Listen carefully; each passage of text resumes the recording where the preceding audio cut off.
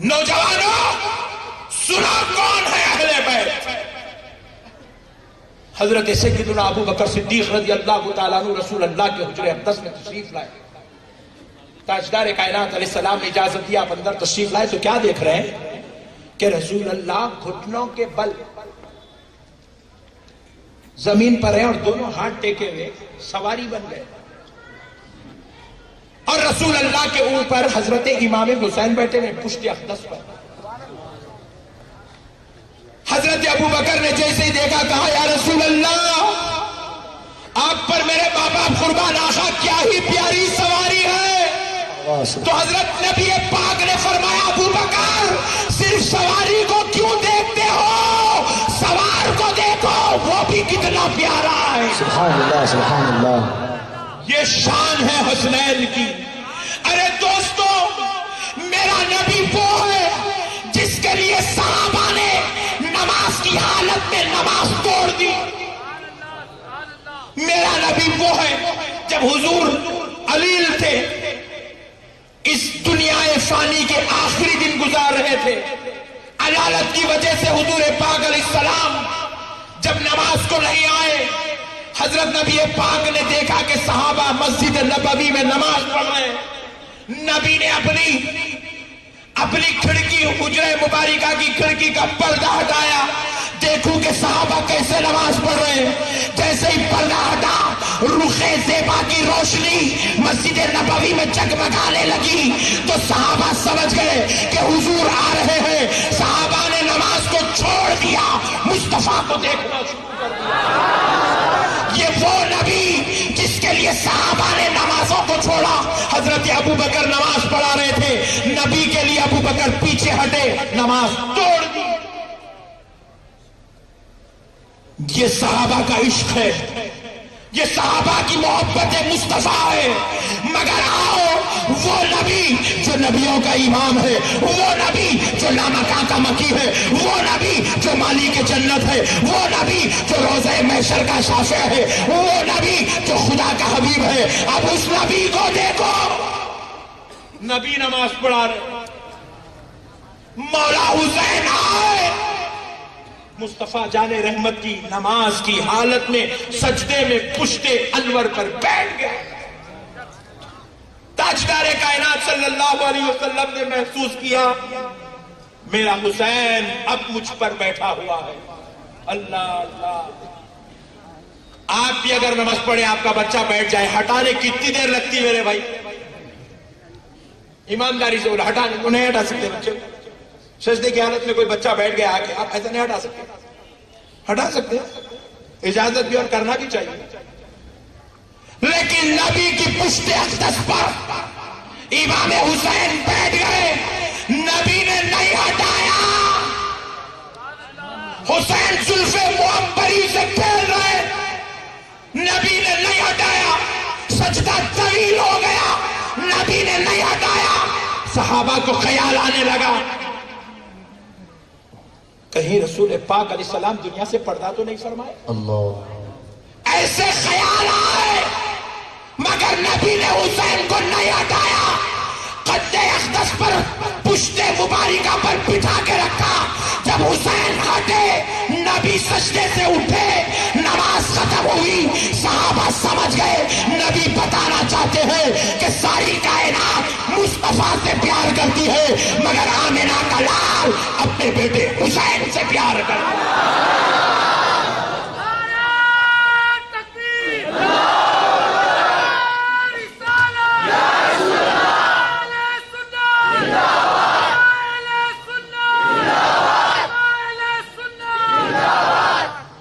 یہ ہے حسین، یہ ہے حسین.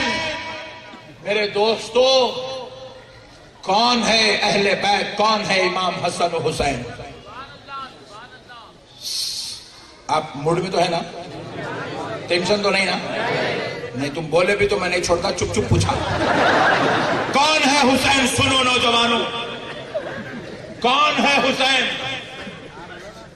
مدینہ شریف میں قحط پڑ گیا، صحابہ کے گھروں میں پانی ختم، مدینے کی ندیاں نالے سوکھ گئے، مشکیزیں پورے سوکھے ہوئے تھے. نبی مکرم صلی اللہ علیہ وسلم کے گوشے سماعت میں حسنین کے رونے کی آواز آئی. تاجدار کائنات رحمت عالم نور مجسم صلی اللہ علیہ وسلم نے حضرت ابو ہریرہ سے پوچھا, ابو ہریرہ یہ رونے کی آواز کیسی؟ تو کہا یا رسول اللہ یہ حسنین کے رونے کی آواز آ رہی ہے. ابو ہریرہ دیکھو کیوں رو رہے ہیں, یہ خادم خاص تھے حضور. حضرت ابو ہریرہ دوڑتے ہوئے پہنچے, سیدہ طیبہ طاہرہ فاطمہ الزہرا کے در پر آواز دیے. نبی پوچھ رہے ہیں کہ حسنین کیوں رو رہے ہیں؟ کہا کہ یہ بہت پیاسے ہو گئے اس لیے رو رہے ہیں. اللہ اللہ, یہ کربلا کی پیاس کی پریکٹس بچپن سے ہو رہی ہے دوستو. جس کو جو کام کرنا ہوتا ہے اس کو بچپن سے ٹریننگ دی جاتی ہے. کوئی باپ اگر ڈاکٹر ہو تو اپنے بچے کو کہتا ہے بیٹے آپ کو ڈاکٹر بننا ہے, سائنس پہ آپ زیادہ توجہ دو. بیٹے آپ کو سی اے بننا ہے, آپ میتھس پر زیادہ توجہ دو. بیٹے آپ کو انجینئرنگ کرنا ہے, آپ ان سبجیکٹس پہ زیادہ توجہ دو. بچوں کو بچپن سے تیاری کی جاتی ہے. اسکول والے لکھتے ہیں ہمارے پاس یہ میتھڈ پر اسٹڈیز ہوتی ہے کیونکہ آگے کا مستقبل تیار کیا جاتا ہے. اور خدا کی قسم یہ حسنین کا مستقبل پیاس کے ساتھ تھا تو بچپن سے ٹریننگ ہو رہی ہے. کہاں سے سیدہ طیبہ طاہرہ فاطمہ الزہرا نے کہ یہ پیاس کے لیے رو رہے ہیں, پانی کے لیے ترس رہے ہیں. نبی پاک علیہ السلام کے دربار اقدس میں آ کر حضرت ابو ہریرہ نے عرض کیا یا رسول اللہ حسنین پیاس کی وجہ سے رو رہے ہیں. نبی مکرم علیہ السلام اٹھے, کمبل شریف کندھے پر ڈالی, صحابہ کے گھروں کے سامنے آئے, کہا میرے صحابیوں کسی کے پاس پانی ہے تو لاؤ, آج میرا حسن اور حسین پیاسا ہے, آج پانی پلا دو, بروز محشر جام کوثر پلا دوں گا, آج پانی پلا دو. نبی بتا رہے ہیں یہ پیغام صرف صحابہ کے لیے نہیں, ظالم کوفیوں کے لیے بھی تھا. ظالموں میرے بچوں کے لیے دروازے نہ بند کرنا جب وہ تمہارے پاس مہمان بن کر آئے. جو خوشخبری میں اپنے صحابہ کے لیے دے رہا ہوں کوفیوں, وہ خوشخبری تمہارے لیے بھی ہے. میرے بچے جب پیاسے آ جائے تو پانی پلا دینا, حوض کوثر سے جام کوثر پلا دوں گا. صحابہ اکرام روتے ہوئے تڑپتے ہوئے گھروں سے مشکی سے گھڑے اٹھا کے لائے, لا کر رسول اللہ کے سامنے اوندھے کر دیا, یا رسول اللہ ہمارے پاس بھی پانی نہیں ہے, قحط پڑا ہوا ہے, پانی نہیں آئے. تاجدار کائنات علیہ السلام نے سارے صحابہ کو جمع کیا, پانی کے لیے آواز لگائی تو سب صحابہ آ گئے, صحابیات بھی آ گئے, ان کے بچے بھی آ گئے. جب سب سامنے کھڑے ہوئے تو مصطفیٰ نے کہا بیٹی سیدہ حسن کو دو. سرکار امام حسن کو گود میں دیے. سارے صحابہ کے سامنے حضور نے اپنے بیٹے حسین کو خاموش کرانے کے لیے اپنی زبان اقدس ان کے منہ میں رکھ دی. مولا امام حسن زبان مصطفیٰ سے شربت نبوت پیتے گئے. جب تسکین ہوئی, راحت ہوئی تو خاموش ہوئے. کہا بیٹا حسن چوس لے, یہ جام شربت نبوت ہے, چوس لے. امام حسن چوستے گئے, خاموش ہوئے. پھر اپنی بیٹی کو دے دیا, کہا بیٹی حسین کو دو. مولا حسین کو لے کر حضور نے کہا بیٹا حسین منہ کھولو. امام حسین منہ کھولتے حضور اپنی زبان مبارک رکھ دیتے ہیں, کہتے ہیں بیٹا حسین چوس لو. امام حسین شربت نبوت چوستے ہیں, جام نبوت چوستے ہیں. جب پی لیے سیر آموز ہو گئے, تسکین پائی تو سرکار امام حسین خاموش ہوئے. نبی پاک نے بتایا لوگوں یہ کوئی معمولی بچے نہیں ہیں, حدیث پاک ہے, حدیث پاک. کہا لوگوں سنو یہ بچے حسن و حسین وہ ہیں. حضور کہہ رہے خطبہ ارشاد فرما رہے صحابہ سے, صحابیوں لوگوں سنو یہ کوئی معمولی بچے نہیں آئے, حسن و حسین وہ ہیں جن کے جد اعلیٰ نانا کے جیسا کسی کا نانا نہیں ہے, جن کی نانی جان کے جیسا کسی کی نانی نہیں ہے, جن کے والد کے جیسا کسی کا والد نہیں ہے, جن کی ماں کے جیسی کسی کی ماں نہیں ہے, جن کی خالہ کے جیسی کسی کی خالہ نہیں ہے, جن کے ماموں کے جیسا کسی کا ماموں نہیں ہے, جن کی پھوپھی کی جیسی کسی کی پھوپھی نہیں ہے, جن کے چچا کی طرح کسی کا چچا نہیں ہے. ان کے نانا کا نام محمد الرسول اللہ ہے، ان کی نانی کا نام خدیجۃ الکبریٰ ہے، ان کے والد کا نام علی المرتضیٰ شیر خدا ہے، ان کی والدہ کا نام سیدۃ النساء اہل الجنہ فاطمۃ الزہرا ہے، ان کے چچا کا نام جعفر بن ابو طالب ہے، ان کے پھوپھی کا نام ام ہانی بنت ابو طالب ہے، ان کے خالہ کا نام کلثوم و رقیہ و زینب ہے، ان کے ماموں کا نام ابراہیم قاسم و طاہر ہے۔ کوئی معمولی لوگ نہیں ہے دوستو، ان کے جیسا کائنات میں کوئی پیدا ہی نہیں ہوا ہے۔ سارے پیدا ہونے والے قربان ہو جائے تب بھی ان کے مرتبے کا مقابلہ نہیں ہو سکتا۔ اب آخری بات سنو، کون ہے اہل بیت؟ دوستو سارے صحابہ حضور سے عرض کرتے یا رسول اللہ فدا کا ابی و امی، یا رسول اللہ آقا آپ پر ہمارے ماں باپ قربان۔ حضرت ابو بکر آتے تو کہتے یا رسول اللہ آپ پر ہمارے ماں باپ قربان۔ حضرت عمر آتے تو کہتے فدا کا ابی و امی یا رسول اللہ آقا آپ پر ہمارے ماں باپ قربان۔ حضرت عباس آتے تو کہتے فدا کا ابی و امی یا رسول اللہ۔ کون عباس؟ حضور کے چچا۔ ان کے ماں باپ کون؟ حضور کے دادا دادی۔ کہتے کہ آپ کے دادا دادی یعنی میرے ماں باپ آپ پر قربان۔ یہ ہے شان مصطفیٰ۔ 1.5 لاکھ صحابہ ہاتھ جوڑ کر کہتے فدا کا ابی و امی یا رسول اللہ آقا آپ پر ہمارے ماں باپ قربان۔ لیکن اے سیدہ، اے طیبہ، اے طاہرہ، اے عابدہ، اے زاہدہ، اے بطول جنت، اے علی کی زوجہ، اے حسین کی ماں، تم پر ہماری جان قربان، نقشبندی کا خاندان قربان، میری آل و اولاد قربان۔ اے سیدہ، جب یہ سیدہ رسول اللہ کے دربار میں آتی ساری کائنات حضور سے کہتی فدا کا ابی و امی یا رسول اللہ۔ جب حضرت فاطمہ آتی تو آمنہ کا لال سارے جہاں کا آقا محمد رسول اللہ کہتے فدا کا ابی و امی یا فاطمہ، فاطمہ تجھ پر میرے بابا قربان۔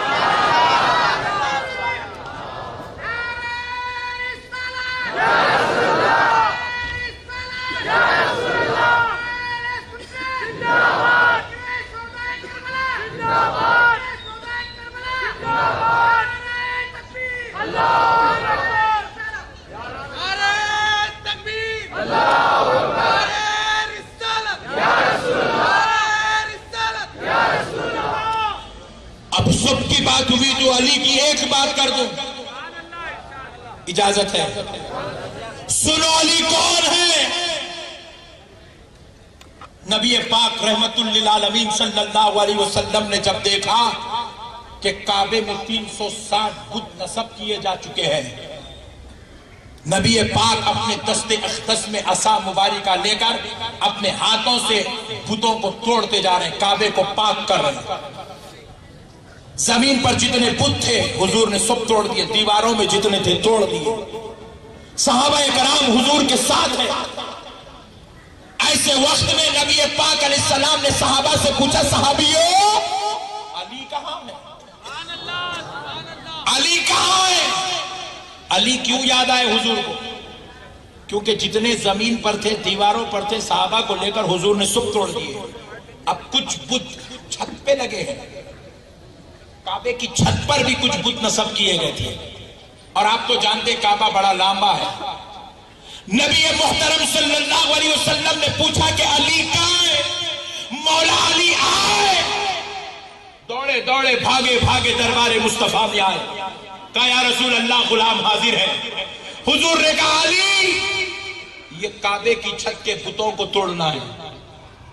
غور کرو، ایک لطیف نکتہ سمجھاتا ہوں۔ صحابہ موجود ہے، حضرت ابو بکر بھی موجود ہے، حضرت عمر بھی موجود ہے، حضور کسی اور کو نہیں کہہ رہے، حضور حضرت علی کو کہہ رہے۔ کیوں؟ وجہ حکمت ہے، مصلحت ہے۔ نبی پاک نے کہا کہ کعبے کی چھت پر لگے بتوں کو توڑنا ہے، علی آؤ، آج 2 شے نبوت پہ چڑھ جاؤ۔ اور کعبے کے بتوں کو توڑ دو. علی قدموں میں گر گئے، عرض کرنے لگے یا رسول اللہ آپ پر میرے ماں باپ قربان. آقا علی ہرگز یہ جرأت نہیں کر سکتا. یا رسول اللہ علی جھکتا ہے. آپ علی کے کندھوں پر چڑھے، آپ توڑ دیں. کہا علی تم بوجھے نبوت نہیں سنبھال سکتے. علی تم بوجھے نبوت. کہا علی آ جاؤ. نبی کا حکم تھا، علی چڑھے. دیکھنے والی آنکھوں نے دیکھا دوشے مصطفیٰ پر اب علی چڑھے ہیں. سمجھنے والی آنکھوں نے سمجھ گئے کہ اب نبوت کا سلسلہ ختم، ولایت کا سلسلہ شروع ہو گیا. اب بتوں کو توڑنے کا کام اب تک نبیوں کا تھا، اب بتوں کو توڑنے کا کام علی سے علی کی اولاد نے کیا. یہ ہے مولا علی دوست، یہ ہے خاندان نبوت، یہ ہے اہل بیت کی شان. میرے پیارے بھائیوں سمجھو تو بہت کچھ ہے، نہیں سمجھو تو کچھ بھی نہیں ہے. سمندر کا لے کے جا کے کسی کو ٹھہرا کرو تو پوری ایک زندگی ہے، ایک دنیا ہے، ایک کائنات ہے. نہیں سمجھا ملش رہا، بولا کھارا پانی ہے، قصہ ختم. سمجھے تو اس میں کائنات ہے میرے بھائی، ایک کائنات ہے. پوری زندگی بھی گزار دیے تو آپ سمندر کی تہ کو حقیقت میں نہیں سمجھ سکتے. ایک زندگی ہے، ایک کائنات ہے سمندر، ایک دنیا ہے وہاں پر. نہیں سمجھا اللہ ٹائپ کا رہا، پی کھارا پانی، قصہ ختم. دیوانہ سمجھا ہی کیا دین. یہ دین بھی ویسا، یہ سمجھے تو ایک کائنات ہے اس کے اندر، سمجھے تو بہت کچھ، نہیں سمجھے تو کچھ نہیں. بس اب لاسٹ پوائنٹ، سرکار امام زین العابدین رضی اللہ تعالیٰ عنہ اپنے گھر میں آرام کر رہے ہیں. کیا ہے اہل بیت؟ اس لیے سنا رہا ہوں تاکہ دلوں میں محبت پیدا ہو جائے. اہل بیت کی فاتحہ کرنا، اہل بیت کا غم کرنا، اہل بیت سے محبت کرنا نصیب ہو جائے. حضرت امام زین العابدین رضی اللہ تعالیٰ عنہ اپنے گھر میں آرام کر رہے ہیں. رات کا وقت ہے، ایک شخص آیا دروازے پہ دھاڑ دھاڑ کر کے کھٹکا مارنے لگا. ہیبت والی آواز، بڑی بے چینی، وہ بے قراری کے کھٹکے. سرکار زین العابدین دروازے کھولے. جیسے ہی اس شخص کو دیکھا چراغ کی روشنی میں، علی سمجھے کہ شاید حضرت زین العابدین سمجھے کہ یہ بڑی مصیبت میں پریشانی میں کہیں مجھے پہچان نہ لے، چراغ بجھا دیا. اس کو اندر کھینچا، دروازہ لگایا، پوچھا کیا بات ہے. اس نے اپنی تلوار کونے میں رکھی، کہا کہ کچھ لوگ مجھے قتل کرنے کے لیے میرے پیچھے پڑے ہیں، مجھے قتل کرنا چاہتے ہیں.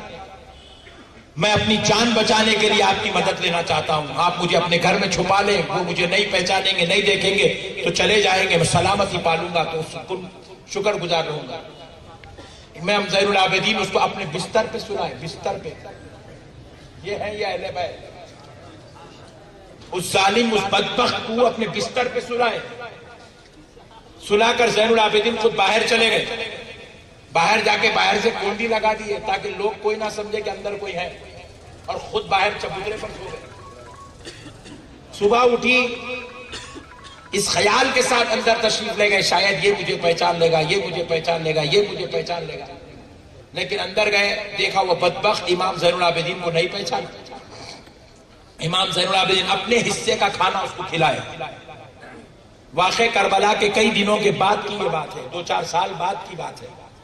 اپنے حصے کا کھانا اس کو کھلا رہے ہیں، اپنے بستر پہ سلا رہے ہیں. اس کی جان کی ضمانت لے کے چبوترے پر بیٹھے ہوئے، حفاظت دے رہے ہیں، اس کو تحفظ دے رہے ہیں، رکھوالی نگرانی کر رہے ہیں اس کی. 1 دن رہا، 2 دن رہا، 3 دن رہا. 3 دن تک امام زین العابدین اس کی جان کی حفاظت کا سامان جمع کرتے رہے، اس کے لیے تحفظ کا سامان جمع کیے، اپنا کھانا کھلائے، اپنے بستر پہ سلائے، خیر خیریت پوچھتے رہے، اس کو تسلی رہے، اس کو ہمت دیتے رہے. بدبخت 3 دن کے بعد جب محسوس کیا کہ اب اس کو کوئی جان کا خطرہ نہیں ہے، دشمن جا چکے ہیں، تب اس نے کہا ہے اللہ کے نیک بندے مجھے اجازت دے، میں جانا چاہتا ہوں. پوچھنے لگا جاتے جاتے، آپ نے مجھے 3 دن سے کھانا کھلایا، اپنے بستر پہ پہ سنایا، میری حفاظت کی. اتنے بڑے اخلاق والے